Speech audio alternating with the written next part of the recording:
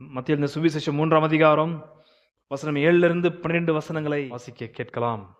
பரிசேயரிலும் சதுசேயரிலும் அநேகர் தன்னிடத்தில் ஞானஸ்நானம் பெறும்படி வருகிறதை அவன் கண்டு, விரியன் பாம்பு குட்டிகளே, வருங்கோபத்துக்கு தப்பித்து கொள்ள உங்களுக்கு வகை காட்டினவன் யார்? மனந்திரும்புதலுக்கு ஏற்ற கனிகளை கொடுங்கள். ஆபிரகாம் எங்களுக்கு தகப்பன் என்று உங்களுக்குள்ளே சொல்லிக்கொள்ள நினையாதிருங்கள். தேவன் இந்த கல்லுகளினாலே ஆபிரகாமுக்கு பிள்ளைகளை உண்டு பண்ண வல்லவராயிருக்கிறார் என்று உங்களுக்கு சொல்லுகிறேன். இப்பொழுதே கோடாரியானது மரங்களின் வேரருகே வைத்திருக்கிறது. ஆகையால் நல்ல கனி கொடாத மரமெல்லாம் வெட்டுண்டு அக்கினியிலே போடப்படும். மனந்திரும்புதலுக்கென்று நான் ஜலத்தினால் உங்களுக்கு ஞானஸ்நானம் கொடுக்கிறேன். எனக்கு பின் வருகிறவரோ என்னிலும் வல்லவராயிருக்கிறார். அவருடைய பாதரட்சைகளை சுமக்கிறதற்கு நான் பாத்திரன் அல்ல. அவர் பரிசுத்த ஆவியினாலும் அக்கினியினாலும் உங்களுக்கு ஞானஸ்நானம் கொடுப்பார். தூற்றுக்குடை அவர் கையில் இருக்கிறது. அவர் தமது களத்தை நன்றாய் விளக்கி கோதுமையை களஞ்சியத்தில் சேர்ப்பார், பதரையோ அவியாத அக்கினியிலே சுட்டரிப்பார் என்றான். But when he saw many of the Pharisees and Sadducees coming for baptism, he said to them, "You brood of vipers, who warned you to flee from the wrath to come? Therefore bear fruit in keeping with repentance, and do not suppose that you can say to yourselves, 'We have Abraham for our father.' For I say to you that from these stones God is able to raise up children to Abraham. The axe is already laid at the root of the trees. Therefore every tree that does not bear good fruit is cut down and thrown into the fire. As for me, I baptize you with water for repentance, but he who is coming after me is mightier than I, and I am not fit to remove his sandals. He will baptize you with the Holy Spirit and fire. His winnowing fork is in his hand, and he will thoroughly clear his threshing floor, and he will gather his wheat into the barn, but he will burn up the chaff with unquenchable fire." John the Baptist's dress was adhered to his voice. யோவான் ஸ்நானனுடைய உடை அவருடைய சத்தத்திற்கு ஏற்றதா இருந்தது. யோவான் ஸ்நானனுடைய உடையை பார்க்கிறவர்கள் அவருடைய சத்தம், அவருடைய செய்தி, அவருடைய பிரசங்கத்திற்கு ஏற்றதாய் இருந்தது. என்ன அவருடைய சத்தம்? 3ஆம் அதிகாரம் வசனம் 2. மனந்திரும்புங்கள், பரலோக ராஜ்யம் சமீபித்திருக்கிறது என்று பிரசங்கம். அவருடைய பிரசங்கம் என்ன? மனம் திரும்புங்கள், ரிப்பன்ட், மனம் திரும்புங்கள் என்பதான அவருடைய பிரசங்கத்திற்கு அவருடைய உடை ஏற்றதாய் இருந்தது. என்ன அவருடைய உடை? வசனம் 4. இந்த யோவான் ஒட்டகமயிர் உடையை தரித்து தன் அறையில் வார்க்கச்சையை கட்டி கொண்டிருந்தான். வெட்டுக்கிளியும் காட்டுத்தேனும் அவனுக்கு ஆகாரமாயிருந்தது. அவருடைய உடை, அவருடைய ஆகாரம் அவருடைய பிரசங்கத்திற்கு ஏற்றதா இருந்தது. John the Baptist exhibits his adornment in accord with his voice or message or proclamation. யோவான் ஸ்தானனுடைய பிரசங்கத்திற்கு யோவான் ஸ்தானன் தன்னுடைய உடையை அவ்விதமாய் அலங்கரித்திருந்தார். அவருடைய உணவும் அவருடைய உடையும் அவருடைய பிரசங்கத்திற்கு ஏற்றபடி இருந்தது. எதற்காக அவருடைய உடையும் அவருடைய பிரசங்கமும் ஏற்றபடி இருந்தது என்பதான கேள்விக்கான பதில் அடியன் கீழே போகும்போது சீக்கிரமாக உங்களுக்கு காண்பிக்க விரும்புகிறேன். ஆனால் அதற்கு முந்தி அவருடைய பிரசங்கமும் அவருடைய உடையும் ஒத்து போயிருந்ததா இல்லையா என்பதை சில வேத பகுதிகளை உங்களுக்கு காண்பித்து நான் நிரூபிக்க விரும்புகிறேன். இது எனக்கு ரொம்ப பிடித்த ஒரு காரியம். ஏனென்றால் அடியன் தியானிக்கும் பொழுது எனக்கு கிடைத்த பெரிய ஒரு ரகசியங்கள் இவைகள். அவர் போட்டிருக்கிற உடையை குறித்து அவரை பற்றி சொல்ற சில சுவிச புஸ்தகங்களே ரொம்ப அற்புதமாய் சொல்லப்படுகிறது. எதற்காக அவர் உண்ணுகிற உணவு குறித்தும் உடுத்துற உடையை குறித்தும் இந்த இடத்துல வேத வாக்கிய பரிசுத்தமுள்ள ஆவியானவர் தம்முடைய வேதத்தில் வெளிப்படுத்தி இருக்கிறார். என்ன காரணம்? போன வாரத்திலே ஒரு கோணத்திலே அதை நாம் பார்த்து முடித்தது இருந்தாலும் இன்றைக்கு பார்க்கிற ஒரு விஷயம் கொஞ்சம் கூட அற்புதமானவைகள்.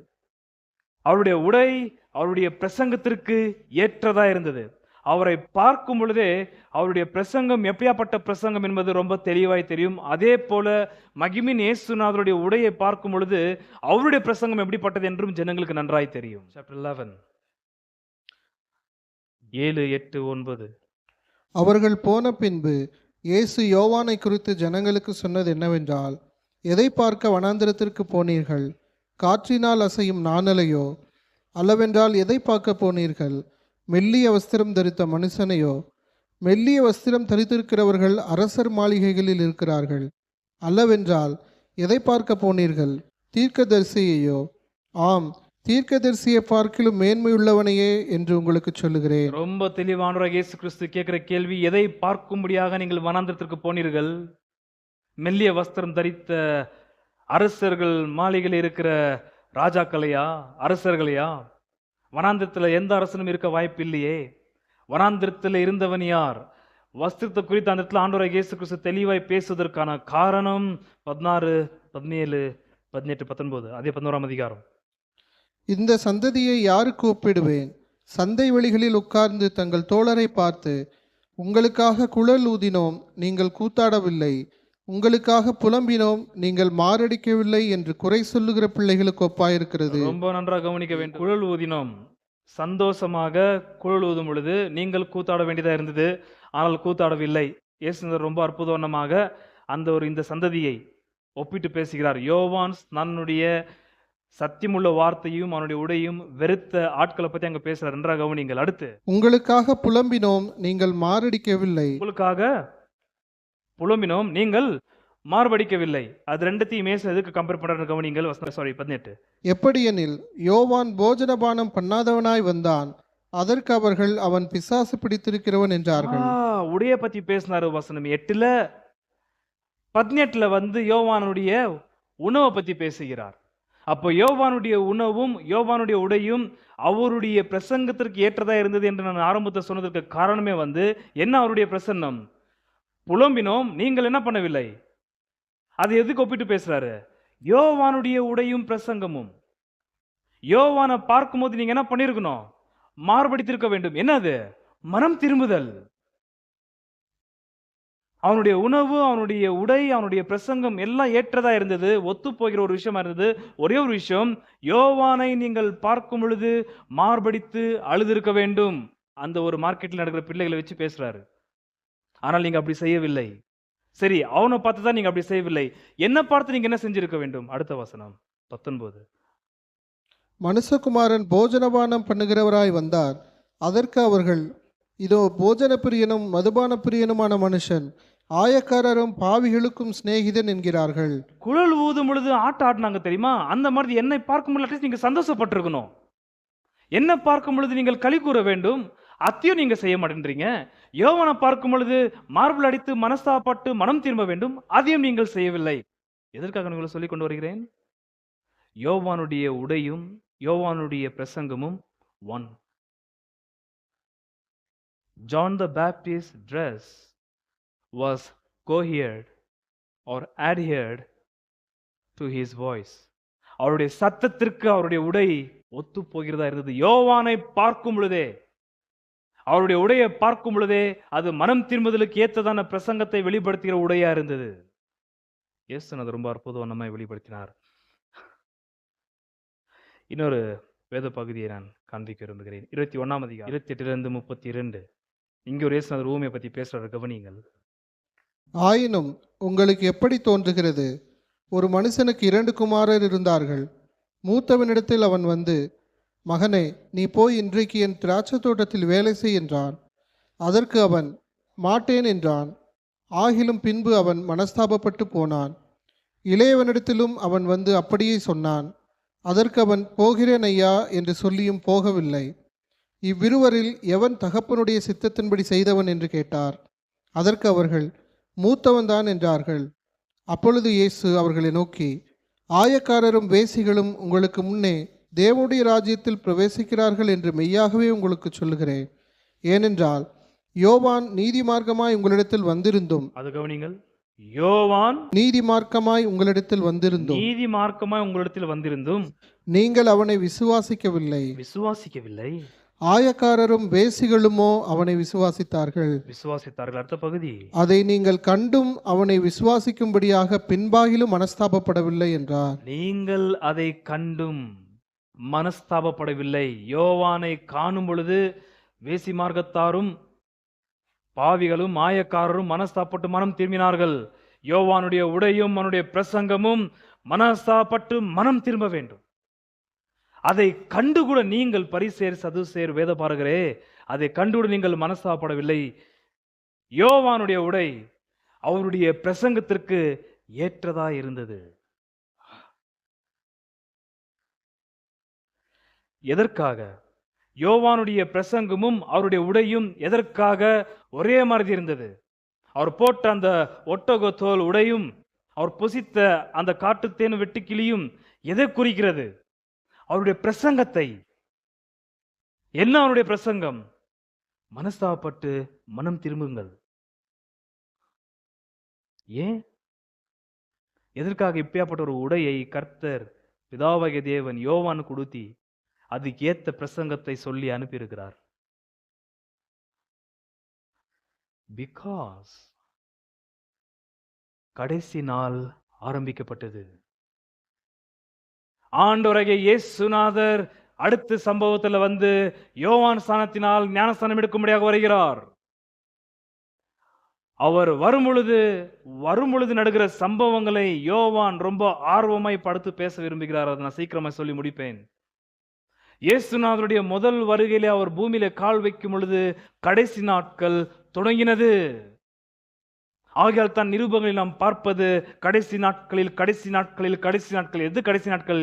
மெசியா பூமியில வந்த உடனே கடைசி நாட்கள் துவக்கப்பட்டது. முக்கியமான பேப்டிசம் எடுக்கிற நேரத்திலே பரிசுத்தமுள்ள ஆவியானவர் வரும்போது இறங்குற சம்பவம், வானம் திறக்கப்பட்டு பிதாவாகிய தேவன் பேசின சம்பவம் நடக்கும் பொழுது பிரத்யட்சமாய் தெரியப்பட்டது. Last days began. கடைசி நாள் ஆரம்பிக்கப்பட்டது. என்ன அடையாளம் கடைசி நாள் ஆரம்பிக்கப்பட்டதற்கு? அதனால இப்ப டிவியில உக்காந்துக்கின்னு பேசுற இந்த போலியான ஊழியக்காரங்க அங்க பூகம்பம் வந்தோம் நான் கடைசி நாள் அதெல்லாம் நம்பிக்க கூடாது. வேதத்தை பிடித்து யாராவது பிரசங்கித்தால் வேதத்தின்படி எப்போ கடைசி நாள் ஆரம்பிக்கப்பட்டது? யோவான் தன்னுடைய அழுகையும் புலம்பலுக்கான அவருடைய பிரசங்கம், அவருடைய உடை அழுது புலம்பி மனசாப்படத்தக்கதாக அந்த துஷ்டனத்தை ஏற்படுத்துவதற்கான காரணம் லாஸ்ட் டேஸ் பிகான். கடைசி நாள் துவக்கப்பட்டது. கடைசி நாள் துவக்கப்பட்டதற்கு 2 அடையாளம். 1 கோபம், கர்த்தருடைய கோபம். 3ஆம் அதிகாரம், கம்பேக் 3ஆம் அதிகாரம் வசனம் 7. பரிசேயரிலும் சதுசேயரிலும் அநேகர் தன்னிடத்தில் ஞானஸ்நானம் பெறும்படி வருகிறதை அவன் கண்டு, விரியன் பாம்பு குட்டிகளே, வரும் கோபத்துக்கு தப்பித்துக் கொள்ள உங்களுக்கு வகை காட்டினவன் யார்? வரும் கோபம். நம்பர் 1 wrath of God, கர்த்தருடைய கோபம். எப்ப கர்த்தருடைய முழு கோபம் வெளிப்படும் என்பதான கேள்விக்கு, அவருடைய முழு நியாயத்தீர்ப்பு எப்ப வெளிப்படும் என்பதற்கான கேள்விக்கு கடைசி நாட்களில் கர்த்தருடைய கோபம் சமீபித்திருக்கிறது. நம்பர் 1 அது அடையாளம். 2வது அடையாளம் 3 வசனம் 2. மனம் திரும்புங்கள், பரலோக ராஜ்யம் சமீபித்திருக்கிறது என்று. எது சமீபித்திருக்கிறது? பரலோக ராஜ்யம். எது சமீபித்திருக்கிறது? கர்த்தருடைய கோபம். பரலோக ராஜ்யம் சமீபித்திருக்கிறது, கர்த்தருடைய கோபமும் சமீபித்திருக்கிறது. இந்த 2 அடையாளமும் எதை குறிக்கிறது? கடைசி நாட்கள் ஆரம்பிக்கப்பட்டது. ஆகியத்தான் யோவான் ஸ்நானன் ரொம்ப துணிகரப்படுத்தி கொண்டிருக்கிறார். மனஸ்தாபப்பட்டு மனம் திரும்புங்கள், மனஸ்தாபப்பட்டு மனம் திரும்பினதற்கான அடையாள பூர்வத்தை நீங்கள் ஞானஸ்தானம் எடுப்பது நிமித்தமாய் காண்பீங்கள் என்று இங்க சொல்லப்படுற ஞானஸ்தானம் இன்றைக்கு சபையில கொடுக்கிற ஞானஸ்தானம் அல்ல. அது ஞானஸ்தானம் எடுக்கிற ஒரு விசுவாசிகளுக்கும் இந்த சத்தியத்தை போதித்து தான் நாம் நடத்தியிருக்கிறோம். இங்கே சொல்லப்படுற ஞானஸ்தானம் விசுவாசிகள் எடுத்த ஞானஸ்தானம் அல்ல. ஒரு கீழே போகும்பொழுது உங்களுக்கு தெளிவாக வாய்ப்புண்டு. ஆண்டவர் இயேசு எடுத்த ஞானஸ்தானமும் விசுவாசிகள் எடுக்கிற ஞானஸ்தானம் அல்ல. கடைசி நாட்கள் துவக்கப்பட்டபடியால் யோவான் ஸ்நானன் துணிகரப்படுத்துகிறார். He importunates. He coerces people to get baptism of repentance in order to receive the kingdom of God, rather than you receive the wrath of God. கர்த்தருடைய கோபத்தை பெற்றுக்கொள்வதை பார்க்கலும் மனஸ்தாபப்பட்டு மனம் திரும்பி கர்த்தருடைய ராஜ்யத்தை பெற்றுக்கொள்ளுங்கள். கர்த்தர் ராஜ்யம் சமீபமா இருக்கிறது, கர்த்தருடைய கோபமும் சமீபமா இருக்கிறது. காரணம் மெசியா வந்துட்டாரு. மெசியா வந்தபடியால் கடைசி நாட்கள் ஆரம்பிக்கப்பட்டது. We are all in the last days. நாம் எல்லோரும் இருக்கிறது எந்த காலம்? கடைசி காலம். கடைசி காலம் எப்போ ஆரம்பிக்கப்பட்டது? இயேசுநாதருடைய முதல் வருகையில். முதலாவது கர்த்தருடைய கோபத்தை குறித்து நாம் பார்க்கலாம். 3ஆம் வசனம் 7. பரிசேயரிலும் சதுசேயரிலும் அநேகர் தன்னிடத்தில் ஞானஸ்நானம் பெறும்படி வருகிறதை அவன் கண்டு, விரியன் பாம்பு குட்டிகளே, வருங்கோபத்துக்கு தப்பித்துக்கொள்ள உங்களுக்கு வகை காட்டினவன் யார்? சதுசேரும் பரிசேரும் யோவான் ஸ்தானம் நிமித்தமாக ஞானஸ்தானம் எடுக்கும்படியாக வருகிறதை யோவான் காண்கிறார். ரொம்ப நன்றாக கவனிக்க வேண்டும். இந்த பரிசேர் சதுசேர் இடத்திலே யோவான் பார்க்கும் பொழுது ஏதோ ஒரு அம்சம் மிஸ் ஆகுது.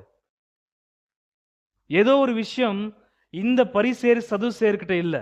முக்கியமா 2 வார்த்தை நான் இன்னைக்கு வெறும் கர்த்தரோட உதவியிலே தெரிந்து காண்பிப்பேன். இந்த சதுசேர் பரிசேர் யோவான் ஸ்தான நிமித்தமாக ஞானஸ்தானம் எடுக்கும்படியாக வந்துட்டு இருக்காங்க. யோவான் அவர்களை பார்த்து சொல்ற வார்த்தை, விரியன் பாம்பு குட்டிகளே என்று அழைத்து, வரும் கோபத்திற்கு உங்களை தப்பித்துக் கொள்ளத்தக்கதா உங்களுக்கு எச்சரிப்பு கொடுத்தது யார் என்பதான கேள்வி கேட்கிறார். அது புரியவே புரியாது நீங்க கீழே போகும் பொழுது. ஏனென்றால் வருகிற இவர்களை பார்க்கும் பொழுது யோவான் இவங்கள்ட்ட ஏதோ ஒரு விஷயம் இல்லாததையும் இருக்கக்கூடாத ஒரு விஷயம் இருக்கிறதையும் காண்கிறார்.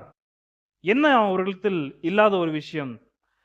வசனம் தங்கள் 6. பாவங்களை அறிக்கையிட்டு யோர்தான் நதியில் அவனால் ஞானஸ்நானம் பெற்றார்கள். யாரு? 5.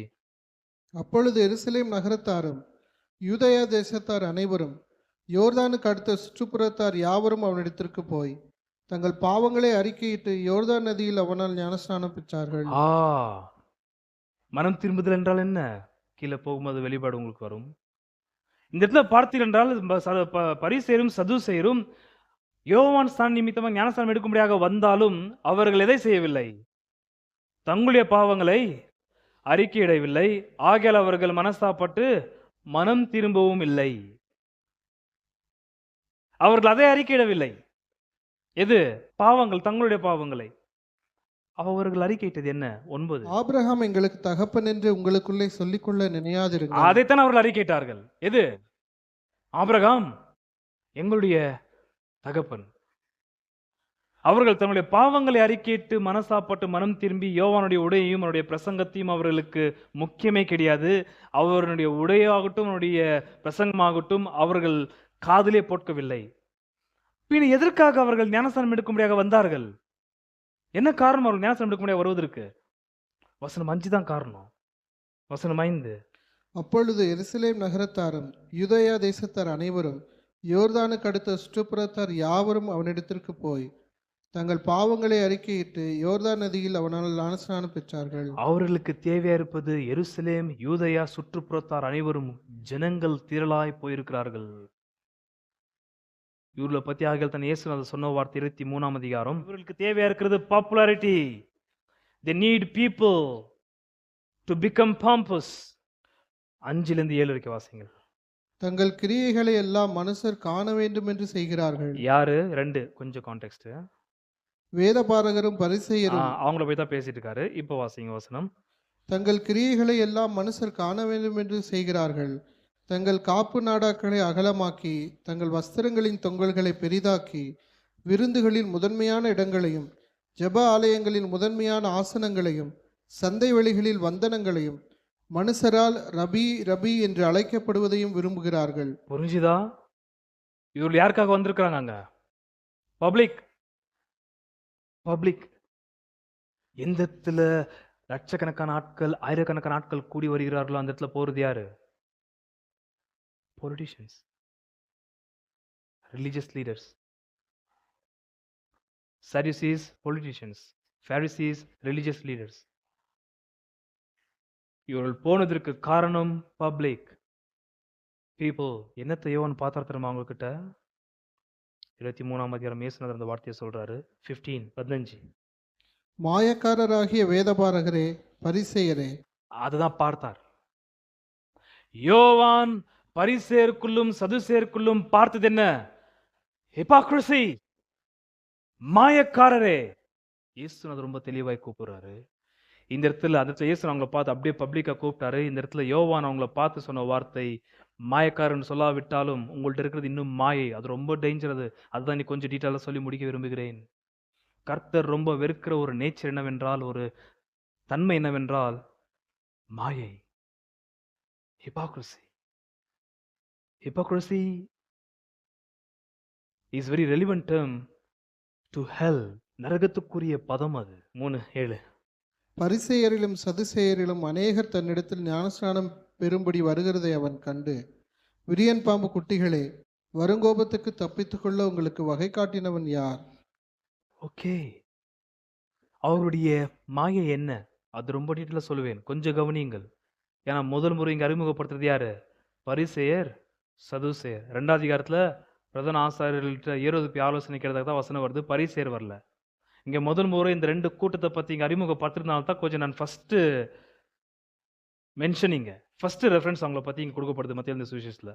ஆகையால் தான் கொஞ்சம் டீட்டெயில் இவங்களை பற்றி சொல்ல விரும்புகிறேன். அதுக்கப்புறம் கீழே போகும்போது இவங்க யாருன்றது உங்களுக்கு பேசிக்காக தெரிஞ்சிச்சுனாக்கா அவங்களுடைய நோக்கம், அவங்களுடைய வழிபாடுகள் எல்லாம் நமக்கு நன்றாய் தெரியும். எதுக்காக கர்த்தர் அவங்க மீது அவ்வளோ எரிச்சலோடு கூட எப்போதும் கண்டனம் தெரிவிக்கிறார்ன்றது உங்களுக்கு புரிய வந்துடும். முதல் முறை பரிசேரும் சதுசேர் என்ற 2 கூட்டத்தாருடைய பேர் அங்கே சொல்லப்பட்டிருக்கிறது. என்ன அவங்களுடைய மாயை? யோவான் ஸ்நானன் இந்த இடத்துல ஆண்டவராகிய இயேசு கிறிஸ்துவ போல மாயக்காரரே, வேஷம் தரிக்கிறவர்களே என்று சொல்லாமல் விரியன் பாம்பு குட்டிகளே என்று கூப்பிட்டிருக்கிறார் இந்த இடத்துல யோவான் ஸ்நானன் அவர்களை பார்த்து. விரியன் பாம்பு குட்டிகளே என்று சொன்ன உடனே நமக்கு ஞாபகம் வர்றது எல்லாமே ஆதியாகமம் 3ஆம் அதிகாரத்தில் இருக்கிற சர்ப்பம். அது மாத்திரமல்ல, அவங்களுடைய மாயையை, அவங்களுடைய ஹிப்பாக்ரசி, அவங்களுடைய வேஷம், அவங்க நாடகம் போடுற நாடகத்தை, அவங்க எந்த அளவுக்கு தங்களை ஜனங்களுக்கு முன்பதாக நாடகம் ஆடினு, குடும்பத்திற்கு முன்பதாக நாடகம் ஆடிக்கின்னு, தேவாலயத்திற்கு முன்பதாக நாடகம் ஆடிக்கின்னு, தங்களுக்கு தாங்களே வஞ்சித்து கொள்ளத்தக்கதாக நாடகம் ஆடிக்கின்னு வேஷம் கட்டுறாங்கன்றத ரொம்ப அற்புதமான 2 பதங்களை போட்டு இந்த இடத்துல யோவான் ஸ்நானன் விவரித்து சொல்லுகிறார். விரியன் பாம்பு குட்டிகளே. எவ்வளோ போறீங்க விரியன் பாம்பு குட்டிகளாகிறோன்னு தெரியல. அந்த ஒரு வேஷம் கட்டுற எண்ணங்கள் நமக்கு இருக்கவே கூடாது.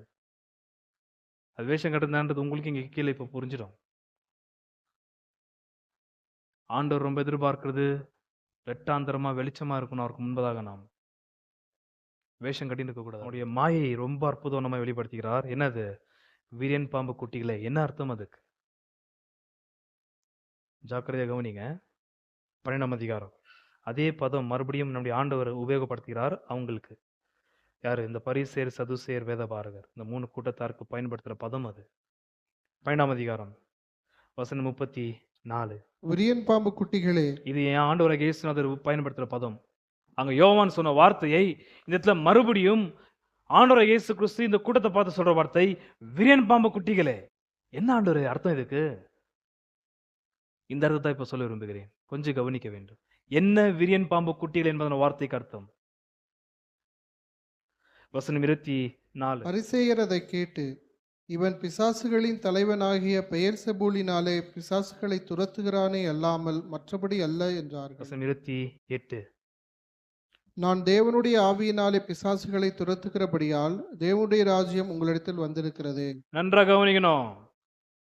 விரியன் பாம்பு குட்டிகளே என்று ஆண்டவராகிய இயேசு கிறிஸ்து 34 கூப்பிடுறாரு. 24 என்ன கான்டெக்ட்னா பிரச்சனை? அங்க ஆண்டவராகிய இயேசு கிறிஸ்து ஊமையான பிசாசு பிடித்த ஒருவனை ஸ்வஸ்தமாக்கி பிசாசிலிருந்து அவனை விடுவித்து காத்த பிறகு அவர் முழு ரட்சிக்கப்பட்ட நிலையிலே ஸ்வஸ்தமான நிலையில் இருக்கிறதை ஜனங்கள் கண்டு இவர் ஒருவேளை தாவீதின் குமாரன் இருக்க வாய்ப்பு உண்டா என்று யோசித்துக் கொண்டிருக்கும் பொழுது உடனே பரிசேயர் சொல்ற வார்த்தை, இவன் பிசாசுடைய தலைவனாகிய பியல்செபூலை கொண்டு பிசாசுகளை துரத்துகிறான். அதுக்கு கர்த்தராகிய இயேசு பதில் வசனம் 28, நான் பிசாசினால பிசாசுகளை துரத்தவில்லை, மாறாக பரிசுத்தமுள்ள ஆவியினால் நான் பிசாசுகளை துரத்துகிறேன். விரியன் பாம்பு குட்டிகள் என்றால் என்ன? இப்ப நீங்க சொல்லணும். என்ன விரியன் பாம்பு குட்டிகள் என்றால்? பரிசுத்தமுள்ள ஆவினா நான் பிசாசுகளை துரத்துகிறபடியால் தேவனுடைய ராஜ்யம் உங்களிடத்தில் வந்துகிறது தானே. அப்ப வந்துச்சா? சமீபமா இருக்கிறது பிரசங்கம் பண்ணிட்டாரு யோவான் ஸ்நானன். இயேசுநாதர்கிட்ட வந்துச்சு. கீழே போகும்போது நான் சொல்லுவேன் ஷார்ட்டா. அப்ப விரியன் பாம்பு குட்டிகள் என்ற வார்த்தைக்கு அர்த்தம் என்ன? 31, 32. ஆதலால் நான் உங்களுக்கு சொல்லுகிறேன், எந்த பாவமும் எந்த தூசணமும் மனுஷருக்கு மன்னிக்கப்படும், ஆவியானவருக்கு விரோதமான தூசணமோ மனுஷருக்கு மன்னிக்கப்படுவதில்லை. எவனாகிலும் மனுஷகுமாரனுக்கு விரோதமான வார்த்தை சொன்னால் அது அவனுக்கு மன்னிக்கப்படும். எவனாகிலும் பரிசுத்தாவிக்கு விரோதமாக பேசினால் அது இம்மையிலும் மறுமையிலும் அவனுக்கு மன்னிக்கப்படுவதில்லை. பாவ மன்னிப்பு கிடைக்காத பாவத்தை இவர்கள் செய்கிறார்கள். பாவ மன்னிப்பு கிடைக்காத பாவத்தை இவர்கள் செய்கிறபடியால் தான் இவர்களுக்கு என்ன பெயர்? விரியன் பாம்பு குட்டிகளே. அதனால் அது மன்னிப்பு கிடைக்காத ஒரு பாவம். என்னது மன்னிப்பு கிடைக்காத பாவம்? பரிசுத்தமுள்ள ஆவியை தூஷிப்பது என்றால் என்ன? 24 அந்த வாசனை இருக்கு, நீங்க கவனிக்க மாட்டேங்கிறீங்க வேதத்தை. 24 பரிசேயர் அதை கேட்டு, இவன் பிசாசுகளின் தலைவனாகிய பெயல்செபூலினாலே பிசாசுகளை துரத்துகிறானே அல்லாமல் மற்றபடி அல்ல என்றார்கள். 28 நான் தேவனுடைய ஆவியினாலே பிசாசுகளை துரத்துகிறபடியால் தேவனுடைய ராஜ்யம் உங்களிடத்தில் வந்திருக்கிறதே. இப்போ நான் உங்களை கேட்கிறேன், மன்னிக்க முடியாத பாவம் என்ன? பரிசுத்தமுள்ள ஆவியினருக்கு விரோதமான தூஷணம். பரிசுத்த ஆவியினருக்கு விரோதமான தூஷணம் தான் மன்னிக்க முடியாத பாவம். இந்த மன்னிக்க முடியாத பாவம் உடையவன் தான் விரியன் பாம்பு குட்டி. புரியுதா? அப்ப மன்னிக்க முடியாத அந்த பரிசுத்தமுள்ள ஆவியினருக்கு விரோதமான தூஷணம் என்றால் என்ன? பரிசுத்தமுள்ள ஆவியானவரை பிசாசு அசுத்தமுள்ள ஆவி என்று சொல்லுவது. புரிஞ்சுதுங்களா? ஊழியக்காரர் பரத்திலிருந்து எனக்கு ஞானம் வந்துச்சு, பரிசுத்தமுள்ள ஆவியன் என்று பேசுறார் என்று பொய் சொல்லிக் கொண்டு அசுத்தமுள்ள ஆவினாலே வார்த்தைகளை உச்சரித்துக் கொண்டிருக்கிறார்கள். அவர்களுக்கு பார்த்து சொல்ற வார்த்தை, விரியன் பாம்பு குட்டிகளே, பரிசுத்தமுள்ள ஆவியானவர்கிட்ட புறப்பட்டு வராததும், பரிசுத்தமுள்ள ஆவியானவர் சொல்லாததும், பரிசுத்தமுள்ள ஆவியானவர் சொன்னதாக இப்பிரபஞ்சத்தின் அசுத்தமுள்ள ஆவியின் ஏவுதலினாலே பேசிட்டு அசுத்த ஆவியை கொண்டு போய் பரிசுத்தமுள்ள ஆவியானவருக்கு ஒப்பிட்டு சொல்வதுதான் என்ன? மன்னிக்க முடியாத பாவம், பரிசுத்தமுள்ள ஆவியானவருக்கு விரோதமான தூஷணம். அப்படி மன்னிக்க முடியாத பாவத்தை செய்கிற இவர்களுக்கு என்ன பெயர்? விரியன் பாம்பு குட்டிகளே. எகிட்னா என்பதான கிரேக்க வார்த்தைக்கு விரியன் பாம்பு குட்டிகள், விஷம் நிறைந்த குட்டிகள். இந்த பெயரை அந்த விஷம் நிறைந்த குட்டிகளுக்கு ஆகியால் தான் இயேசுநாதர் சொன்ன வார்த்தை 34 விரியன் கவனிங்கள். பாம்பு குட்டிகளே, நீங்கள் பொல்லாதவர்களாய் இருக்க நலமானவைகளை எப்படி பேசுவீர்கள்? இருதயத்தின் நிறைவினால் வாய் பேசும். இருதயம் முழுக்க என்ன நிரம்பி இருக்கிறது? என்ன நிரம்பி இருக்கிறது? Venomous poison. ஏன்? பரிசுத்தமுள்ள ஆவியினர் அங்க இல்ல. எந்த அளவுக்கு அந்த விஷயம் பரிசுத்தமுள்ள ஆவியினவரை அசுத்த ஆவி என்று சொல்ற அளவுக்கு விஷயம் நிரம்பிக்குது. ஆகையால் பரிசுத்தமுள்ள ஆவியினவரை அசுத்தமுள்ள ஆவியினவரால் நடத்தப்பட்டு அசுத்தமுள்ள ஆவியை பரிசுத்தமுள்ள ஆவிக்கு ஒப்பிட்டு பேசுற யாரா இருந்தாலும், அப்படின்னா இருந்தாலும், நமக்கு கொடுக்கப்பட்ட பெயர் விரியன் பாம்பு குட்டி. அர்த்தம் புரிஞ்சுதா? ஏன்னா கடைசி நாட்கள்ல இருக்கிறோம். 23ஆம் அதிகாரம் 29 33. இந்த விரியன் பாம்பு குட்டிகள் பரிசுத்தமுள்ள ஆவியினவரை அசுத்தமுள்ள ஆவி என்று சொல்வது மாத்திரம் அல்ல, பரிசுத்தமுள்ள ஆவினால் சத்தியத்தை பேசுற தீர்க்கதரிசிகளை கொல்லுகிற விரியன் பாம்பு குட்டிகள் இவர்கள்.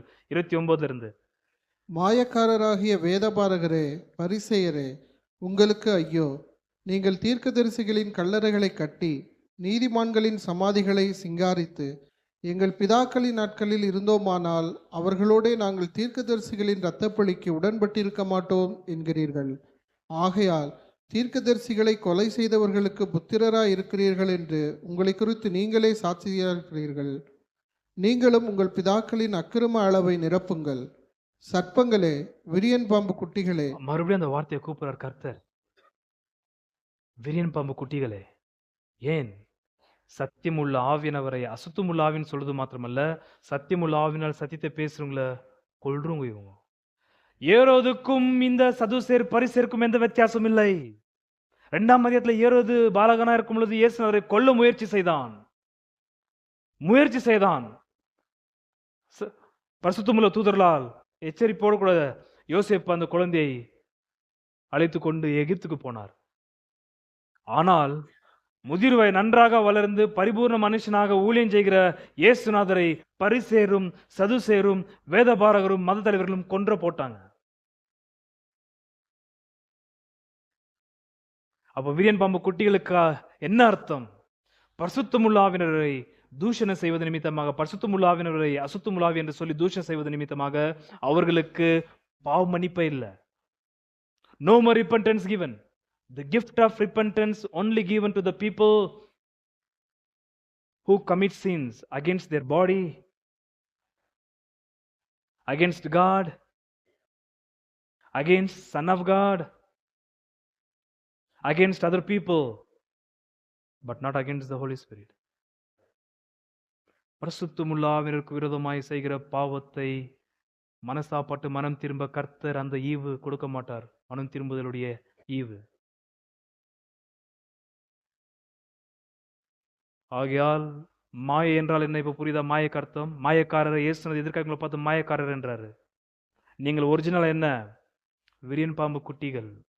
ஆனா நீங்க போட்டிருக்கிற உடை, உங்களுடைய நடை, உங்களுடைய தோரணை, நீங்க கூட்டங்களுக்கு முன்பதாக நிக்கிற சீனு எல்லாமே பார்க்கும்போது பரலோகமே உங்க ஆபிரகாமுடைய பிள்ளைகள் நீங்கள், நீங்களும் ஆபிரகாம் ஒண்ணுன்ற போல பேசிட்டு இருக்கீங்க.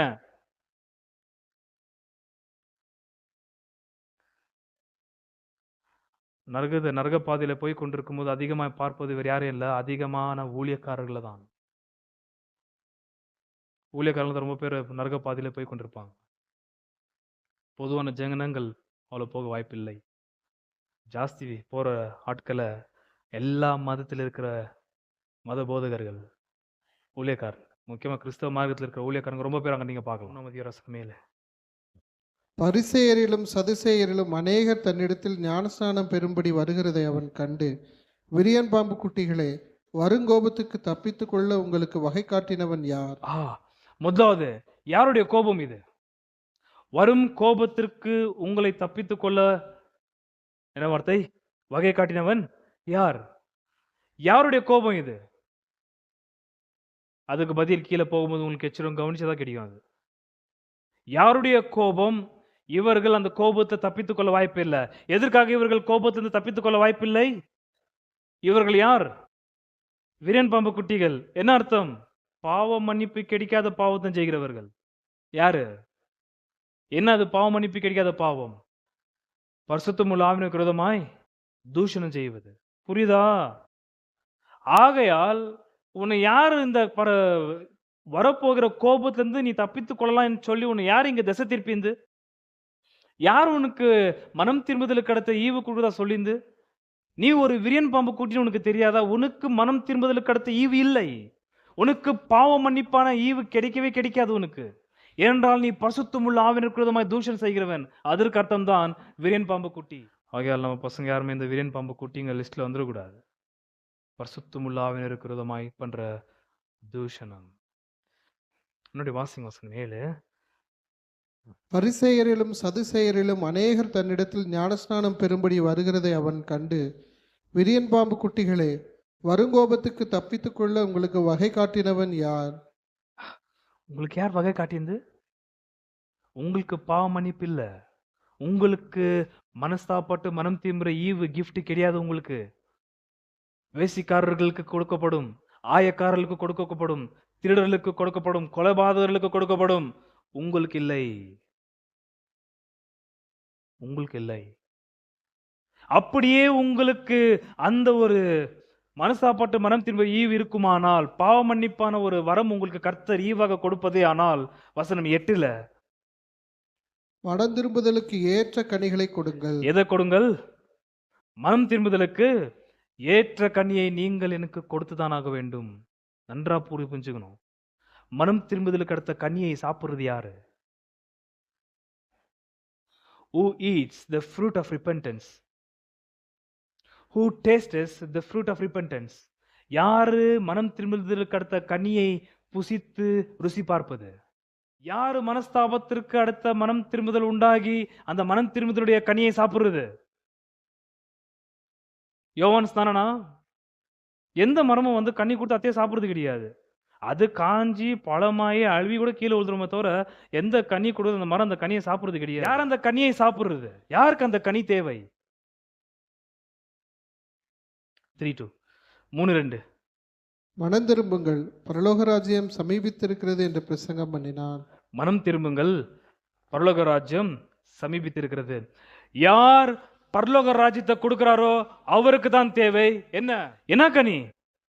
மனம் திரும்புதலுக்கு அடுத்த கனி. பரலோக ராஜ்யத்தை கொடுக்கிறவருக்கு தேவையா இருப்பது that fruit, the fruit of repentance.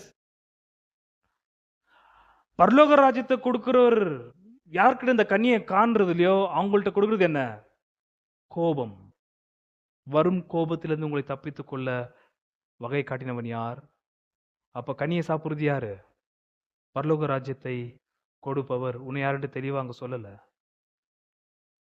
மனஸ்தாபப்பட்டு மனம் திரும்புங்கள். ஃப்ரூட் வந்துச்சா? உங்களுக்கு நெக்ஸ்ட் வருது என்ன? பரலோக ராஜ்யம் சமீபமா இருக்கிறது. யாருக்கு சமீபமா இருக்குது பரலோக ராஜ்யம்? மனசாப்பட்டு மனம் திரும்பினவர்களுக்கு. இந்த விரியன் பாம்பு குட்டிகளுக்கு சமீபமா இல்ல பரலோக ராஜ்யம். கொடுக்குறவரு அந்த ராஜ்யம் சமீபமா இருந்தாலும் அந்த பரலோக ராஜ்யத்தை கொடுக்கிற அந்த மகிமையின் ஆண்டவர் அந்த ராஜ்யத்தை கொடுப்பதற்கு முந்தி எந்த கனியை பார்க்கணும்? மனஸ்தாபப்பட்டு மனம் திரும்பின கனியை பார்த்து அதை அவர் ருசி பார்த்துதான் கொடுக்கிறது. ஆகையால் தான் யோவான் சான்று இருக்கிற ஞானஸ்தானத்திற்கும் சபையில கொடுக்குற ஞானஸ்தானத்துக்கும் இருக்கிற வித்தியாசம். அங்க தேவராஜ்யம் சமீபமா இருக்கிறது, நமக்கு தேவராஜ்யம் உள்ள வந்துச்சு. ஹalleluya. ஆபிரகாம் எங்களுக்கு தகப்பன் என்று உங்களுக்குள்ளே சொல்லிக்கொள்ள நினையாதிருங்கள். எதுக்கு ஆப்போசிட் தெரியுமா? அது வசனம் மாறு. தங்கள் பாவங்களை அறிக்கையிட்டு யோர்தான் நதியில் அவர்கள் பாவங்களை அறிக்கையிடவில்லை, அவர்கள் அறிக்கையிட்டது எது? ஆபிரகாம் என்னுடைய தகப்பன். அவர்கள் மனஸ்தாபப்பட்டு தங்களுடைய பாவங்களை அறிக்கையிடாமல் நாங்கள் ஆபிரகாமுடைய சந்ததி என்று சொல்வதினாலே நாங்கள் எந்த பாவம் செய்தாலும் அது எங்களை அஃபெக்ட் பண்ணாது, எங்களை தாக்காது, எங்களை பாவிகள் என்று நிர்ணயிக்காது. ஏற்கனவே நாங்கள் ஆபிரகாமுடைய சந்ததியாக இருக்கிறபடியால் ராஜ்யத்தின் பிள்ளைகள். நோ, அதுதான் பேரு. உன்கிட்ட இருக்கிற அந்த கெட்ட எண்ணத்துக்கு காரணமே உனக்கு பாவ மன்னிப்பு கிடைக்காத ஒரு பாவத்தை நீ செஞ்சு இருக்கிற. அது பரிசுத்தமுள்ள ஆவியானவரை தூஷிக்கிறவனும் பரிசுத்தமுள்ள ஆவியானவர் இருந்து பேச சத்தியத்தை பேச ஊழியக்காரனாகட்டும் தீர்க்கதரிசி கொல்றுவன். அதுதான் உனக்கு பேரு விரியன் பாம்பு குட்டி. சோ அவர்கள் எதை அறிக்கையிட்டு கொண்டு சொல்ல ரொம்ப தெளிவா பேசுறார் யோவான்.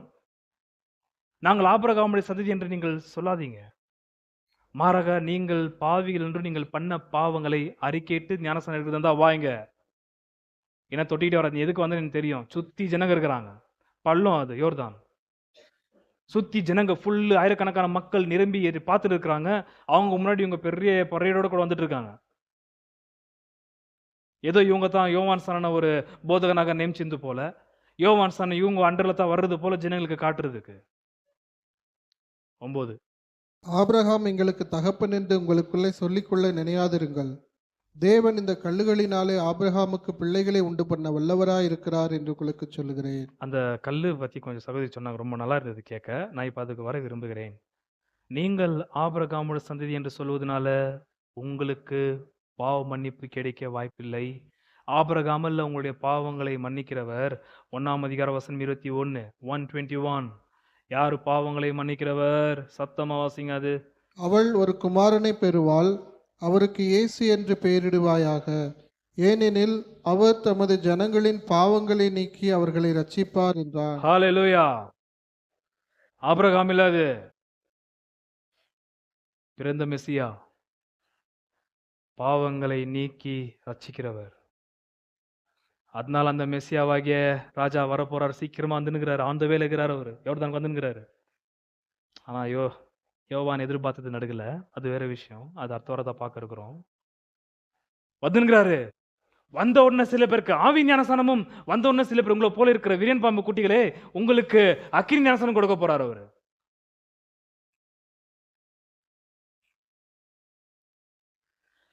அதனால நீங்க ஆபிரகாம் சந்ததி இருக்கிறதுனால ஒன்றும் யூஸ் கிடையாது. அதனால ஆபிரகாம் சந்ததி அறிக்கையிடாத, நீ அறிக்கை வேண்டியதுடைய பாவத்தை. Just confess your sin, don't claim. You're already in the kingdom of God because just being the descendants of Abraham. ஆபிரகாமுடைய சந்ததியா இருக்கிறதுனால நான் தேவ ராஜ்யத்தின் பிள்ளைகள் என்று நீ பாவித்துக் கொள்ளாதே. உனக்கு இன்னும் மனசாப்பட்டு மனம் திரும்புற அந்த ஒரு கிருபை கொடுக்கப்படவில்லை. ஏன்னா நீ விரியன் பாம்பு குட்டி. One time, last time. Abraham எங்களுக்கு தகப்பன் என்று உங்களுக்குள்ளே சொல்லிக்கொள்ள நினையாதிருங்கள். தேவன் இந்த கல்லுகளினாலே ஆபிரகாமுக்கு பிள்ளைகளை உண்டு பண்ண வல்லவராய் இருக்கிறார் என்று உங்களுக்கு சொன்னார். எதற்காக ஆபிரகாமுக்கு இந்த கல்லுகளினாலே சந்ததி ஏற்படுத்தக்கூடும் என்று இந்த இடத்துல யோவான் சொல்றாரு? என்ன அர்த்தம் அதுக்கு?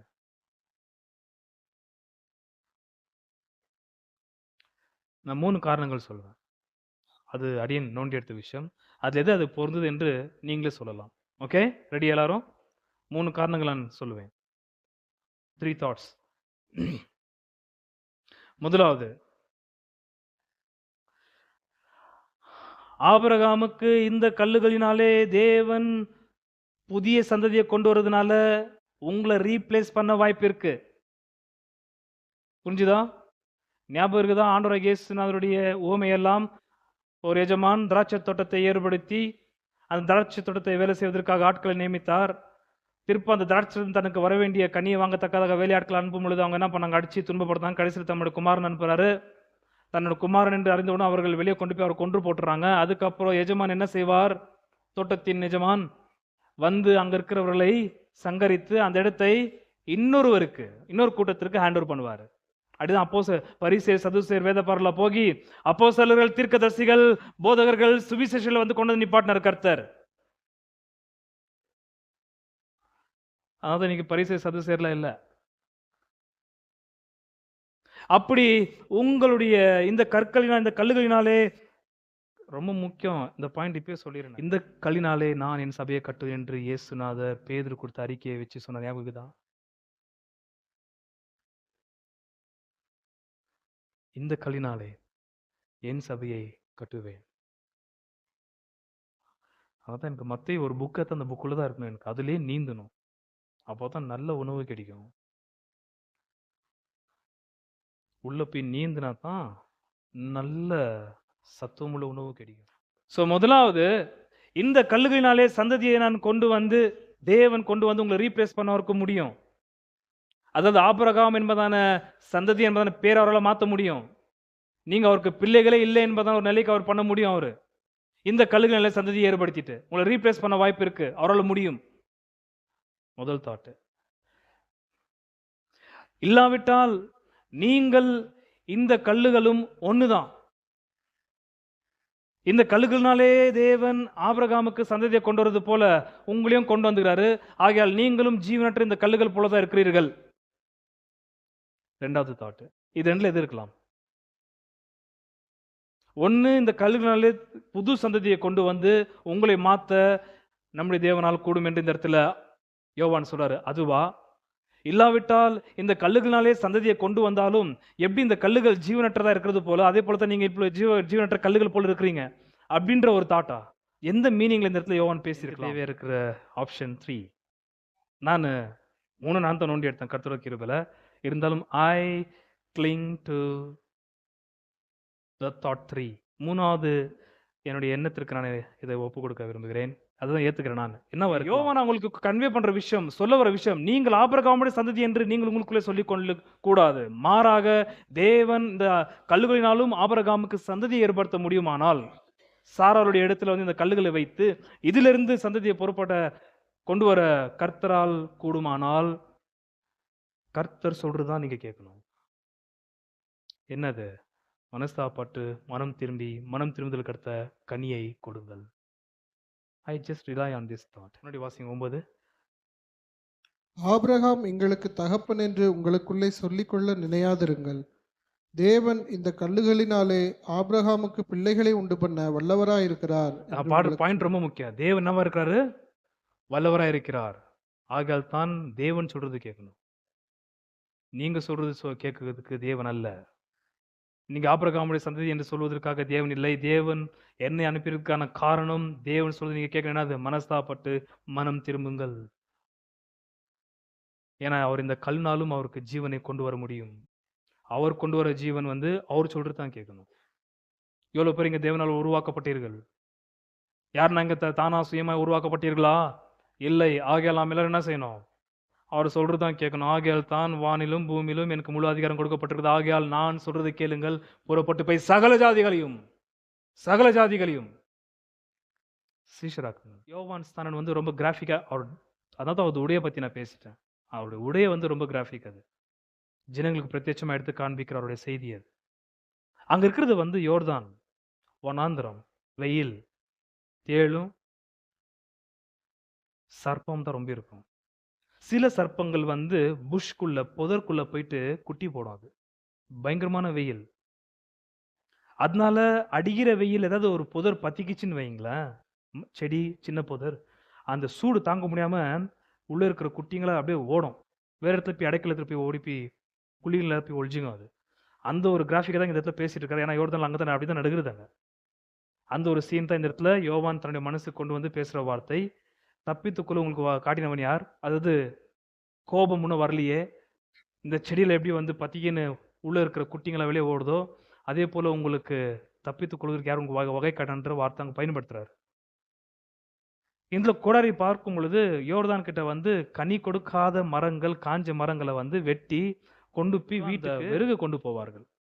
அந்த கோடாரி சீன் தான் அங்க ஆயினுங்குது. ஏன்னா ஃபுல் காஞ்சி இருக்குது. அந்த சீனை வந்து இந்த இடத்துல இப்ப யோவான் பேசின்னு இருக்கிறார். என்னன்னு உன்னுடைய வாசிங்க இப்போ. இப்பொழுது கோடாரியானது மரங்களின் வேரருகே வைத்திருக்கிறது. ஏன் மரங்கள் வேற கோடாரி வைத்திருக்கிறது? ஏன்? பை த வே யார் வச்சிருந்து? முதலாவது நான் உங்களுக்கு கேட்ட வசனம் 7ல யாருடைய கோபம்? பதில் உனக்கு கிடைக்கல அதுக்கு. 2வது வந்து யார் கோடாரியை கொண்டு போயிட்டு மரத்தின் வேர்கிட்ட வச்சிருக்கிறது? அதுக்கும் நான் பதில் கிடைக்கல. இருக்கட்டும். என்னது மரத்தின் வேர்கிட்ட வந்து கோடாரியை கொண்டு போய் வைக்கிறது என்றால்? ஆல்மோஸ்ட் அங்கதான் வெட்டுற சீன்ல இருக்குது அது. வெட்டுறதுக்கு முன்னாடி ஒரு சின்ன அப்சர்வேஷன் மேல இருந்து கீழே வரைக்கும். என்ன அப்சர்வேஷன்னாக்கா, இந்த மரம் இதுக்கப்புறம் வாழ்க்கையில கனியே கொடுக்காதா, அல்லது வருங்காலத்துல மாரிகாலம் வரும் பொழுது மழை நிமித்தமாக கனி கொடுக்க வாய்ப்பு இருக்கான்னு சொல்லிட்டு கோடாரை வச்சுக்கின்னு ஒரு சின்ன கடைசி பார்வை அந்த மரத்தை பார்த்துட்டு இருக்காங்க. அந்த ஒரு கடைசி பார்வை தான் பரிசேயர் சதுசேயரை பார்த்துட்டு இருக்கிறாரு. இப்போ இப்பொழுது கோடாரியானது மரங்களின் வேரருகே வைத்திருக்கிறது. ஆகையால் நல்ல கனி கொடாத மரமெல்லாம் வெட்டுண்டு அக்கினியிலே இப்ப நான் உங்களை போடப்படும். கேட்கிற எந்த நல்ல கனியை பத்தி பேசுறாரு? மனம் திரும்புதல். ஏன்னா வசனம் அந்த கணிதத்துல பேசுற வசனம் 8. மனம் திரும்புதலுக்கு ஏற்ற கனிகளை கொடுங்க. யார் அந்த கனியை சாப்பிடுறது சகோதரனே? சரியா? யார் அந்த மரத்தை வெட்டுறாங்களோ அவங்க தான் அந்த கனியை எதிர்பார்த்துட்டு இருக்காங்க. யோவான் வெட்டல பாவம். அவரு காட்டு தின்னும் வெட்டிக்கலையும் சாப்பிட்டுங்கிறவர். அவர்கிட்ட கோடாரியை கொடுக்கல கர்த்தர் வெட்டுறதுக்கு. கோடாரி எடுத்து வெட்டுறது இன்னொருத்தர் யாரோ. யாருக்கு கோபம் உண்டா இருக்கிறதோ வசனம் 7ல அவர் தான் வசனம் 10ல வந்து கோடாரி வச்சுன்னு வந்திருக்கிறாரு. கரெக்டா ரூட் திருப்ப எலும்பவே கூடாது. அது வேரோட கூட வெட்டி சாய்க்கிறதுக்காக அந்த கோடரை கொண்டு போய் அங்க வச்சுட்டு இருக்கிறாரு. கடைசி பார்வை இது. என்னது கனி கொடுக்க வாய்ப்பு இருக்கா இல்லையான்ட்டு. ஸோ பரிசேரே சதுசேரே நீங்கள் வந்து அந்த கடைசி லாஸ்ட் மெர்ஜில் இருக்கிறீங்க. அந்த கடைசி ஹிஞ்சில் இருக்கிறீங்க.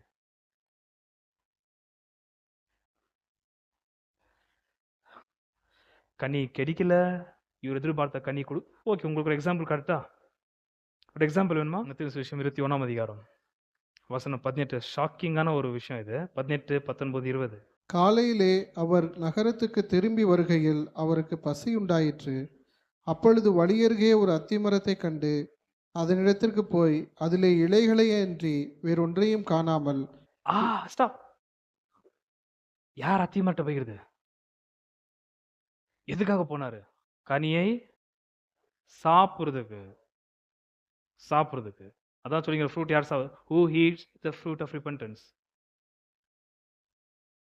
கனி சாப்பிடுறதுக்காக அந்த மரத்துக்கிட்ட போயின்கிறாரு. பட் என்ன நடந்தது? கண்டினியூ பண்ணுங்க. இனி ஒரு காலம் உன்னிடத்தில் கனி உண்டாகாதிருக்க கடவது என்றார். உடனே அத்திமரம் பட்டு போயிற்று. உடனே அத்திமரம் வேரோட பற்று போனதாக மற்ற சுவிசேஷம் சொல்லப்படும். திருப்ப ஃப்ரூட் வராது. திருப்ப அந்த இடத்துல ஒரு இலை கூட மொழிக்காது. 3:10. இப்பொழுதே கோடாரியானது மரங்களின் வேரருகே வைத்திருக்கிறது. ஆகையால் நல்ல கனி கொடாத மரமெல்லாம் வெட்டுண்டு அக்கினியிலே போடப்படும். வெட்டுண்டு எங்க போடப்படும்? அக்கினியில போட்ட உடனே மரம் வெந்தேனா அக்கினிலே மரத்தை போட்டனா இந்த இடத்துல படி. கோடரையானது வேறருகே இருக்கிறது. கனி குடுகலன்று மற்ற வெற்றுக்கு தெரிஞ்சிச்சு. அங்க சபிச்சார் தெரியுமா? இனி ஒருபோதும் ஒரு நாளும் ஒருவனுட்ட கனி பார்க்க கூட சொன்ன உடனே அப்படியே வேரோட பட்டு போயிடுச்சு.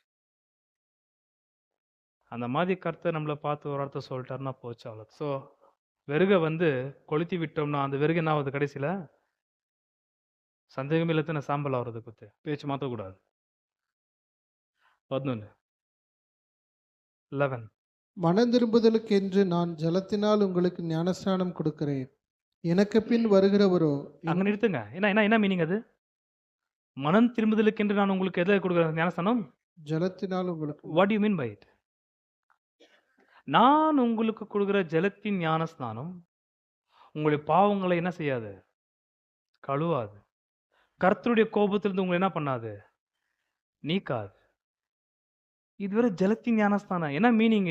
நீ மனஸ்தாபப்பட்டு மனம் திரும்பி காத்திருந்தாக்கா நீ பண்ண பழைய பாவங்கள் மன்னிக்கவும் புதிய வாழ்க்கையை வாழ்வதற்கு ராஜ்யத்தை கொடுக்கவும் என்னால முடியாது.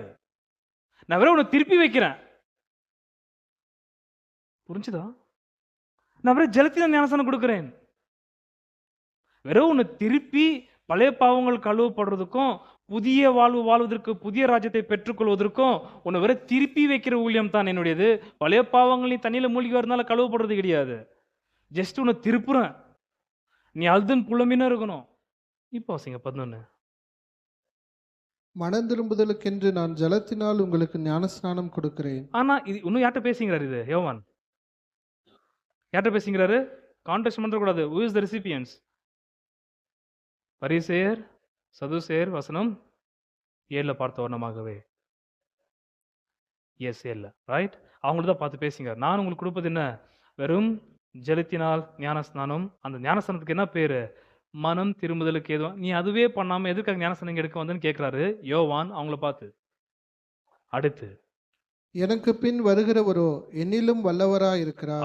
அங்கத்தான் நிப்பாட்டணுங்கிற அந்த சீனு. எனக்கு பின் வருகிறவரும் ஒன்னு அங்க அவர் ஆயத்தமாற ஒரு சீன் போடலான்னு நான் சீன்ல. அது இவர் இங்க டிஸ்கிரைப் பண்ண பண்ண பண்ண பண்ண அங்க கொடுறாரு பாருங்க பதங்கள் அவரை குறித்து. எனக்கு பின் வருகிறவன ஏன் ஸ்டாரு யோசேப்பு கிட்ட இருந்து எங்கப்பா போற? இன்னும் 4-5 கதவு பண்ணுமாகுத, 6-7 ஜன்னல் போட்டுமாகுது. இந்த டைம்ல எங்க போற நீ? டன். யாக்கோபு யூதா யோசேப்பு அவங்கள கூப்பிட்டுக்கோங்க, தம்பிங்களை கூப்பிட்டு உட்கார வச்சு வச்சுக்கோங்க. டைம் ஆயிடுச்சு. வானத்துல இருந்து ஆவியானவர் காத்துங்கிறாரு புறா ரூபத்துல. மேகம் திறந்து அங்கிருந்து பரலோக பிதா பேசுறதுக்கு ஆயத்தமாகிறாரு. கீழே பூமியில பார்த்தா இவரது பயங்கரமான சத்தம். எனக்கு பின் அது அவருக்கு பேர் அதான் வருகிறவர். இது யோவான் கொடுத்த பேர். என்ன சங்கீதத்தை சொல்லப்பட்டிருக்கு. இயேசுநாதருக்கு இன்னொரு பேர் எனக்கு ஒரு அற்புதமான பேர். த கமிங் ஒன், வருகிறவர், தி எக்ஸ்பெக்டட் ஒன். எனக்கு பின் வருகிறவரோ அவர் பேரை சொல்ல பாருங்க. இயேசுன்னு சொல்லல, மெசியான்னு சொல்லல, ராஜான்னு சொல்லல, ஒண்ணுமே சொல்ல. அவரு எனக்கு பின் வருகிறவர். எப்படி இருக்கும் சீன் அது? யாரா இது? யாரா இவர் வருகிறவர்? எனக்கு பின் வருகிறவரோ வாசிங்க.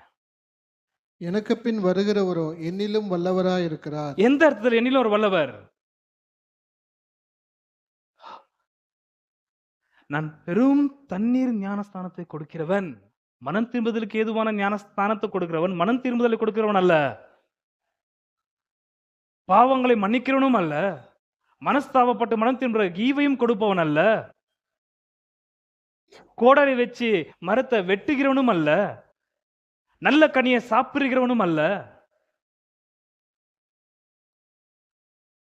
என்னிலும் வல்லவர் ஒரு இருக்கிறார். அவர்தான், அவருடைய கோபத்திற்கு தான் நீங்கள் ஆளா இருக்கிறீர்கள். அவர்தான் உங்களை வீரன் பாம்பு குட்டிகள் என்று அழைக்கப் போகிறார். அவர்தான் உங்களுடைய வேறிட்ட கோடரை வைக்கப் போகிறார்.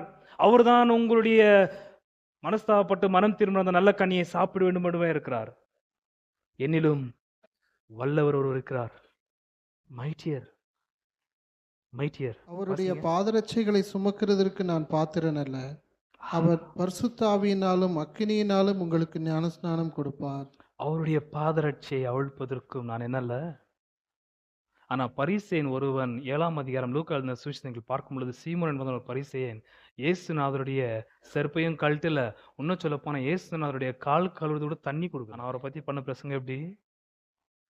யோவான் ஸ்நானன் சொன்ன வார்த்தை என்ன? அவருடைய பாதையை அவிழ்க்கிறதற்கும். இந்த பாதரட்சியை அவிழ்க்கிற ஊழிய இருக்கிறதுலே ரொம்ப மட்டமான அடிமை செய்யற வேலை. ரொம்ப மட்டமான அடிமை செய்வான் அந்த வேலை தான். என்னது? எஜமா பாதரட்சியை கழட்டி கால் கழுவுறது. இயேசு அந்த வேலை பண்ண ஞாபகம் இருக்குதா? ஆரையை கட்டி கொண்டு சீஷோட கால்களை. என்ன மதி அதிபதி பாத்தீங்களா? யோவான் சொல்ற அந்த ஒரு அவருக்கு மட்டமான ஒரு அடிமைத்தனை போய் அடிமை ஊழியம் செய்யறதுக்குள்ள பாத்திரனல்ல. அந்த ஊழியம் செய்யறதுக்கு என்னோட ஒரு நல்லவன் தேவைப்படுது. ஆனா இயேசுநாதர் சொன்ன வார்த்தை, இவனை பார்க்கல பெரியவன் யாரும் இல்லைன்றாரு. அப்ப இயேசுநாதர் பாதரட்சை கழட்டுறது கூட பூமியில யாரும் இல்ல, தகுதி உள்ளவன் ஒருத்தனும் இல்லை. அவர் வர செருப்பு கழட்டுறதுக்கு கூட தகுதி உள்ளவன் ஒருத்தனும் இல்லை பூமியில. ஏன்னா இருக்கிற பெரியவனே யோவான் தான். அவனே சொல்றான் நானே அதுக்கு தகுதி இல்லைன்ட்டு. இவ்வளவு அப்புறம் மகா ஊழியக்கார் தன்னை கிறிஸ்துக்கு முன்னாடி அவ்வளவு தாழ்த்துறாங்க. வாசிடுங்க. மனம் திரும்புதலுக்கென்று நான் ஜலத்தினால் உங்களுக்கு ஞானஸ்நானம் கொடுக்கிறேன். எனக்கு பின் வருகிறவரோ என்னிலும் வல்லவராயிருக்கிறார். அவருடைய பாதரட்சைகளை சுமக்கிறதற்கு நான் பாத்திரன் அல்ல. அவர் பரிசுத்தாவியினாலும் அக்கினியினாலும் உங்களுக்கு ஞானஸ்நானம் கொடுப்பார். அவர் உங்களுக்கு எல்லாம் ஞானஸ்நானம் தராரு. He is having two baptisms. ஒன்னு ஆவியினால் கொடுக்கிற ஞானஸ்நானம், பரிசுத்தமுள்ள ஆவியினர் கொண்டு ஞானஸ்நானம் கொடுக்கிறார். யாருக்கு? யாருக்கு பரிசுத்தமுள்ள ஆவியை கொண்டு ஞானஸ்நானம் கொடுக்கிறாரு? மனசாப்பட்டு மனம் திரும்பர்களுக்கு. யாருக்கு இல்ல இந்த பரிசுத்தமுள்ள ஆவியின் ஞானஸ்நானம்? வீரியன் பாம்பு பத்தியா? நான் உங்களை எங்கதான் போறேன்னா காப்பி அடிதான் அடிங்க, பார்த்து அடிங்க அங்க கரெக்டா. உங்கள்ட்ட நான் புதுசா எதுனா கேட்டேனா? அதனால தான் உங்களுக்கு ஏற்கனவே வீரியன் பாம்பு குட்டிக்கு அர்த்தத்தை சொல்லிட்டேன் நான். அந்த வீரியன் பாம்பு குட்டிகளுக்கு கர்த்தர் எதை கொடுத்து ஞானஸ்நானம் கொடுக்க மாட்டார்? பரிசுத்தமுள்ள ஆவியரை கொடுத்து. அப்ப பரிசுத்தமுள்ள ஆவியரை சம்பூர்ணமா உடையவர் யார்? நரகத்தை சம்பூர்ணமா உடையவரும் யார்? பிசாசு இல்ல. நரகத்துக்கு அதிபதியும் ஏன் ஆண்டவர் தான், பரலோகத்துக்கு அதிபதியும் ஏன் ஆண்டவர் தான். ஆகிய தான் இவர் கொண்டுதான் நீங்கள் நான் அடிமை. ஹல்லேலூயா. 12 தூற்றுக்குடை அவர் கையில் இருக்கிறது. அவர் தமது களத்தை நன்றாய் விளக்கி தமது கோதுமையை களஞ்சியத்தில் சேர்ப்பார். பதரையோ அவியாத அக்கினியினால் சுட்டெரிப்பார் என்றார். நன்றாக கவனித்தீர்களா? வேறு கிட்ட வந்து மர மர மர வேர்த்த கோடரை வைக்கிற சம்பவம் வந்து வசனம் 10ல. வசனம் 12ல பார்த்தீர்கள் என்றால் ஒரு அருமையான சீன். தூற்றுக்குடைன்றது வந்து 2ல இருந்து 3 விதமான ஒரு இன்ஸ்ட்ருமெண்ட் பயன்படுத்தினாங்க அந்த காலகட்டத்தில், ஏன்ஷியன்ட் காலகட்டத்தில். இப்போ அதுக்கு மிஷின்லாம் வந்துச்சு. இந்த கோதுமையிலிருந்து அந்த பதரை பிரிச்சு எடுக்கிறதுக்கு ஸ்பூன், முள்ளு ஸ்பூன். அதே போல வினோவிங் ஃபோக் இருக்கும். அது நல்லா இடிச்ச பிறகு அதை தூக்கி காத்துல தூறும் பொழுது பதர் ஒரு பக்கம் போகும், கனமா இருக்கிற கோதுமையோ கீழே அப்படியே கீழே விழுந்துரும். அது அந்த விஷயத்த வந்து இந்த இடத்துல பேசிட்டு இருக்கிறாரு யோவான். ஆனா அந்த தூற்றுக்குடை யார்ட்ட இருக்குது? தூற்றுக்குடை யார்ட்ட இருக்குது? வசனம் 15ல. தூற்றுக்குடை அவர் கையில் இருக்கிறது. யார் கையில தூற்றுக்குடை இருக்கிறது? என்னிலும் பெரியவர் ஒருத்தர் வருகிறார். அவர் கையில என்ன இருக்குது? நன்றா கவனிக்கணும். என்ன பேசிட்டு இருக்கிறாரு? மேல வந்து 2 ஞானஸ்தானத்தை பத்தி பேசினாரு. ஆவின் ஞானஸ்தானம், அக்கினி ஞானஸ்தானம். வசனம் 11ல. வசனம் 12ல பாத்தீங்கன்னாக்கா அவர்கிட்ட தூற்றுக்குடை இருக்குது கையில. அவர் அதை எடுத்து தூக்கி தூக்கி காத்துல போடும் பொழுது அதனுடைய பதரெல்லாம் ஒரு பக்கம் போய் விழும், கோதுமை கீழே விழும். அதுக்கப்புறம் கோதுமையில எடுத்து எங்க சேர்க்கிறாரு? 12ல களஞ்சியத்தில் சேர்க்கிறார். பதரை எங்க போடுறாரு? தமது கோதுமையை களஞ்சியத்தில் சேர்ப்பார். பதரையோ அவியாத அக்கினியில் சுட்டெரிப்பார் என்றார். எதை சுட்டரிப்பாரு? இங்க பதர் யாரு? கோதுமை யாரு? யார் கோதுமையை சாப்பிடுறது மாவாக்கி? ஏன் கோதுமையை களஞ்சியத்தை சேர்த்து வைக்கிறாரு? யார்கிட்ட தூற்றுக்குடை இருக்கிறதோ அவர் களஞ்சியத்துல வந்து தம்முடைய கோதுமை தான் வார்த்தை, கோதுமையை சேர்க்கிறதாகவும் பதரையெல்லாம் வந்து அவ்வியாத அக்கினியில போடுறதாகவும் சொல்லப்படுது. என்னுடைய கேள்வி, அக்கினியில போட்ட உடனே பதறு சாம்பல் ஆயிடுதா இல்ல பதறு பதறாவே இருக்குதா? அப்பயும் அவியாத அக்கினி அவியாம இருக்குது. வெட்டி அக்கினியில போடப்படும் சொல்லப்படுது. போட்ட உடனே அந்த மரம் சாம்பல் ஆயிடுதான் உங்களுக்கு கேட்டேன் கேள்வி. இதை வச்சுதான் சில பேர் என்ன சொல்றாங்க, நரகத்துல போட்ட உடனே பாவிகள் அதுக்கப்புறம் அவங்களுடைய எக்ஸிஸ்டன்ஸ் இருக்காது, கொஞ்ச நேரம் அவிந்து அப்படியே அவங்க அப்படியே பஸ்மம் ஆயிடுவாங்க, சாம்பல் ஆயிடுவாங்கன்ட்டு. நோ, பேர் என்ன? அவியாத அக்கினி. அந்த அக்கினி அவியவே முடியாது. அந்த அக்கினி எரிஞ்சுன்னு என்ன தேவை? பதரும் கட்டையும் தேவை. அப்ப பதரும் கட்டி இருக்கிற வரைக்கும் என்ன இருக்கும்? அங்க அக்கினி இருக்கும். அக்கினி இருக்குனாக்கா என்ன இருக்கணும்? பதரும் மரத்தடியே இருக்கும். ஆகையால் இன்னும் கொஞ்சம் கீழே போனா டீட்டெயிலா இருக்கும். இவ்வளோ பேசினவர் இவரை பத்தி இவ்வளோ அழகா சொல்லிட்டு நேரா வந்து யோவான் கிட்ட எனக்கு தண்ணீர் ஞானஸ்நானம் கொடுங்கிறார். உண்மை பத்தி நான் 11ல என்னவா விவரிச்சு பேசியிருக்கேன் நான் உங்கள்கிட்ட. நீர் எங்களுக்கு ஆவி ஞானஸ்தானமும் அக்கினி ஞானஸ்தானம் தருகிறதாக நான் சொல்லி அவ்வளோ தூற்றுக்கூட கையில் இருக்குது, பதரை வந்து அக்கினியில போடுறதாகவும் களஞ்சியத்துல கோதுமை சேர்க்கிறதாக நான் பேசி வச்சிருந்தேன். உண்மை பத்தி நீர் என்னன்னாக்கா நான் கொடுக்குற மனஸ்தாப்பட்டு மனம் திரும்புற ஞானஸ்தானம் கொடுக்கணும் ஆண்டவரே. ஐயோ, உண்மையில வருகிறவர் நீர் தானா என்பதான டவுட் அவருக்கு அப்பவே எழும்பிட்டு இருக்கும். உங்களுக்கு எழும்பிச்சா? அடுத்தவளதான் பார்க்க இருக்கிறோம். ஆகையால் ஒரே ஒரு சத்தியத்தை உங்களுக்கு இவ்வளோ இந்த சத்தியத்தின் வெளிப்பாடு கொடுத்திருந்தாலும் கடைசி சொல்ற விஷயம், உங்களுக்குள்ளும் எனக்குள்ளும் கபடத்தனம் இருக்கக்கூடாது. ஹிபாக்ரசி. அந்த கபடத்தனமே வந்து பரிசுத்தமுள்ள ஆவியானவரை அசுத்தமுள்ள ஆவிக்கு மாத்திர எண்ணம். அது நம்மையே வஞ்சிக்கத்தக்கதாக நம்மை மாத்திர எண்ணம். வேஷம் கட்டுற எண்ணம் உங்களுக்கும் எனக்கும் இருக்கக்கூடாது. அது கர்த்தருக்கு பிடிக்கவே பிடிக்காது. மனுஷங்க முன்னாடி நீங்க எப்படி நடந்துக்கலாம், ஆனால் கர்த்தர்கிட்ட போகும் பொழுது நம்முடைய ரகசியமான பாவங்களை அவர்கிட்ட சொல்லிதான் ஆக வேண்டும்.